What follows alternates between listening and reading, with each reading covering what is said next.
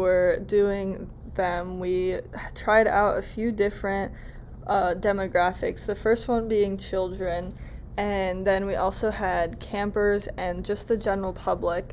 And we decided to go with the children who have an interest in insects because when looking at our competition, we realized there weren't any bug apps that were user friendly and that were like less scientific and more digestible for children, so we went with that. For our personas, the first persona that we came up with is the more targeted audience of our app, a young child who has a fascination with bugs and nature and all things outdoors. Someone like this wouldn't have great experience with app UIs or a big capacity for reading a lot of text or maybe even reading large words in general. But they just want to find bugs out in the wild, and they want to know what they're called. And maybe they want to know simple facts. Like Billy, for instance. He likes bugs, but he doesn't always know what they are. Another demographic that we thought would be suited for our app is someone maybe a little older. They don't have a lot of experience with technology, but they might find a strange bug and want to identify it. But they want something simple and easy to use. Someone like Harold, who he doesn't like technology and he hates complicated apps. Another demographic that would suit our app, someone maybe middle-aged. They have a familiarity with app UIs, but they still want an app that's easy to use on the go. Someone who maybe they appreciate camping or other outdoors activities. They just want to they have casual interest in insects, and they just want to see what they're called, maybe some simple facts. Someone like Zane, who sometimes he sees an insect and he's curious about it.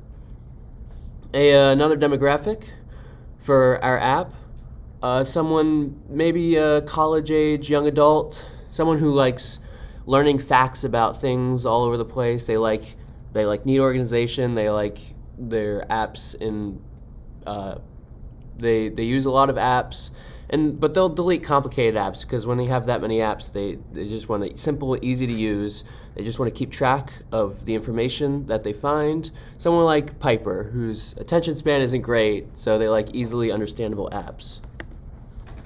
When forming Brand Matrix, there was a lot of things we wanted to consider. One being if we wanted to go the route of just going for insects or including all things like plants and animals. In doing so, we decided that all bugs and insects was a good spot for us because having too many things going on for a young child might become overwhelming. For our second matrix, we wanted some kind of photo ID to utilize the capabilities of a smartphone, but we also thought audio ID would be great as well because it kind of separated us from other existing apps. And we wanted to include both to just give the user a lot of options to kind of identify what they're looking for. In our third matrix on the left, we wanted to include social features to allow young children and maybe even, middle-aged adults to be able to send things to their friends and just kind of share things that they find, whether it be a bug or share a challenge. We also wanted to keep things simplified and not go with scientific terms, as for young children being our main audience, they wouldn't really understand a lot of scientific terms about bugs anyways. We also wanted to keep the application free. Just because we didn't want to go for a paid premium. It might throw some children off from going with it, and some parents just might not let the kid use the app altogether because they would have to pay a fee. And we also wanted a organized catalog to keep things easy to find and just enjoyable for a child to use. With the flow chart, we did start in with the sign-in option, but didn't include it here since it wasn't as important to us. Branching off the main menu, we wanted a lot of things in one area, but easy to find and use. So we we had a friends area that we wanted to add friends and share challenges with.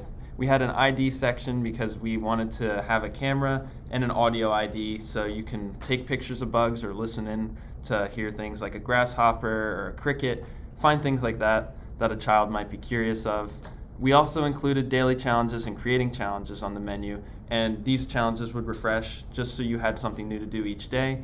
We also had a collection area that would have bugs, badges, and challenges. And with the challenges part, we included a challenge friend option because some kids might want to do something with their friends And in order to do that, we felt this was like the easiest way. With the bugs and badges, we also had similar ways of like visualizing things so children would be more intrigued to want to collect things. For our icons, we started out with our sketches, and when we looked at all our sketches, we noticed a common theme of magnifying glasses and some fun like characteristics with the personality of the bugs. But when we started to make them into like vector icons, we realized that they might be too complicated to be just a small icon on the home screen. So we decided to start with a magnifying glass but with antennas, because that incorporates both bugs and the magnifying glass. And we started out with our first ideation being very simple black and white icon, but it was missing something and it was kind of geometric. There was negative space we didn't like.